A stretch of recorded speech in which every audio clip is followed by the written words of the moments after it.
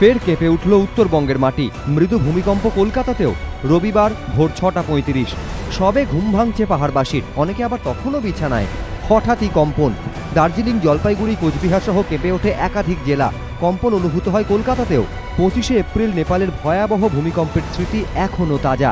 তার মাঝেই রবিবার ভোরের কয়েক সেকেন্ডের কম্পনে আতঙ্কিত হয়ে রাস্তায় নেমে আসেন বহু মানুষ। আবহাওয়া দপ্তর জানিয়েছে, রিক্টার স্কেলে ভূমিকম্পের মাত্রা 5.6। উৎসস্থল অসমের কোকরাঝাড়ে ভূপৃষ্ঠ থেকে 10 কিলোমিটার গভীরে। পশ্চিমবঙ্গে বড়সড় কোনো ক্ষয়ক্ষতি না হলেও অসমে ভূমিকম্পের জেরে 3 জন আহত হয়েছেন। চিরাং জেলার একটি মন্দিরের একটি অংশ ভেঙে পড়ে। অসম, পশ্চিমবঙ্গের পাশাপাশি মেঘালয়েও কম্পন অনুভূত হয়েছে। কেঁপে ওঠে প্রতিবেশী দেশ ভুটান এবং বাংলাদেশের একাংশ।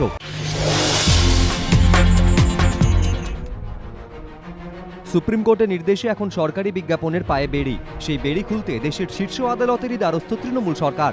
সুপ্রিম কোর্টের নির্দেশ, সরকারি বিজ্ঞাপনে রাষ্ট্রপতি, প্রধানমন্ত্রী এবং ভারতের প্রধান বিচারপতি ছাড়া আর কারো ছবি থাকবে না। তাই রাজ্য সরকারের বিজ্ঞাপনে মুখ্যমন্ত্রীর ছবি ব্যবহারে ভাটার টান। তাই সুদিন ফিরিয়ে আনার তাড়নায় সুপ্রিম কোর্টের দ্বারস্থ নবান্ন। আনন্দবাজার পত্রিকায় প্রকাশিত প্রতিবেদন অনুযায়ী নবান্ন সূত্রে খবর, ইতিমধ্যে দিল্লির রেসিডেন্ট কমিশনারের অফিসের মাধ্যমে এই বিষয়ে সুপ্রিম কোর্টে রিভিউ পিটিশন দাখিল করেছে রাজ্য সরকার। মামলার কাগজপত্র তৈরি করার জন্য তথ্য ও সংস্কৃতি দপ্তরকে নির্দেশ দেওয়া হয়েছে বলে খবর। এখন সুপ্রিম কোর্টে গরমের ছুটি চলছে। সেক্ষেত্রে রিভিউ পিটিশন গৃহীত হবে কি হবে না তা নিয়ে ধোঁয়াশায় রয়েছে সরকার। আনন্দবাজার পত্রিকার প্রতিবেদন অনুযায়ী নবান্ন সূত্রে খবর, 1 জুলাই আদালত খুললে শুনানির দিন পেতে তদবির শুরু হবে। রাজ্যের নিজস্ব বিজ্ঞাপনে মুখ্যমন্ত্রীর ছবি রাখার পক্ষেই মূলত সওয়াল করবে সরকার। একই সঙ্গে রাজ্যপালের ছবি রাখার জন্যও আর্জি জানানো হবে। এই বক্তব্যের সমর্থনে একগুচ্ছ যুক্তি সাজিয়েছে রাজ্য সরকার। আনন্দবাজার পত্রিকার প্রতিবেদন অনুযায়ী নবান্নের যুক্তি, প্রধানমন্ত্রী যেমন দেশের প্রশাসনিক প্রধান, তেমনি মুখ্যমন্ত্রী রাজ্যের প্রশাসনিক প্রধান। সেক্ষেত্রে বিজ্ঞাপনে ছবি ছাপার ক্ষেত্রে কেন পৃথক নীতি হবে? রাজ্যের আরও যুক্তি, প্রধানমন্ত্রী ও মুখ্যমন্ত্রী দুজনেই জনতার ভোটে নির্বাচিত, দুজনেই প্রশাসনিক প্রধানের গুরুত্বপূর্ণ দায়িত্ব সামলান। তাহলে ছবির মাপকাঠিতে কিভাবে দুজনকে আলাদা করা যায়? শুধু কি ডায়ালিসিস? রাজ্য রাজনীতিতে শোরগোল ফেলে দেওয়া সারমেয়র জন্য নাকি বরাদ্দ হয়েছিল এইচআইভি আক্রান্তদের চিকিৎসায় ব্যবহৃত পজিটিভ মেশিন। যে তথ্য প্রকাশ্যে আসার পর সারমেয় বিতর্ক পৌঁছেছে হিমশৈলের চূড়ায়। আনন্দবাজার পত্রিকায় প্রকাশিত প্রতিবেদন অনুযায়ী এসএসকেএম সূত্রে জানা গেছে, ডায়ালিসিস হবে অন পজিটিভ মেশিনে। এসএসকেএম এর নেফ্রোলজি বিভাগের লগবুকে এই ভাষাতেই নথিভুক্ত করা হয়েছিল শোরগোল ফেলে দেওয়া আননোন ডগের নাম। আনন্দবাজার পত্রিকার প্রতিবেদন অনুযায়ী এসএসকেএম এর অপসারিত অধিকর্তা প্রদীপ মিত্রকে পাঠানো এসএমএসে নেফ্রোলজির বিভাগীয় প্রধান রাজেন্দ্র পাণ্ডে সেই আননোনকেই ভিভিআইপি হিসেবে তুলনা করেছেন।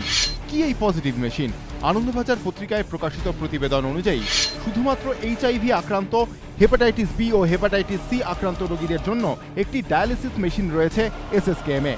সেটিকেই বলা হয় পজিটিভ মেশিন। সেই যন্ত্রেই কুকুরের ডায়ালিসিস করার কথা হয়েছিল।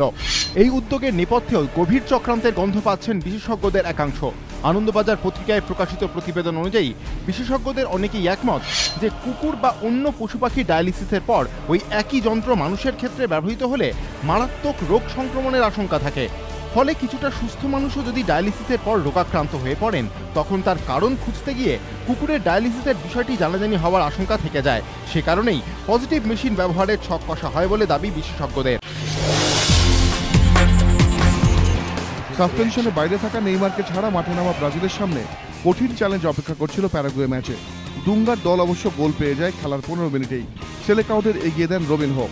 প্রথমার্ধে খেলার গতি প্রকৃতি যা ছিল, মনে হচ্ছিল ব্রাজিল আর্জেন্টিনা সেমিফাইনাল ম্যাচ দেখতে চলেছে ফুটবল বিশ্ব। প্রথমার্ধে সেই এক গোলেই এগিয়েছিল ব্রাজিল। দ্বিতীয়ার্ধের মাঝামাঝি প্যারাগুয়ে ক্ষমতায় ফেরে ম্যাচ 1-1 করে দেন ডেরলিস গঞ্জালেস।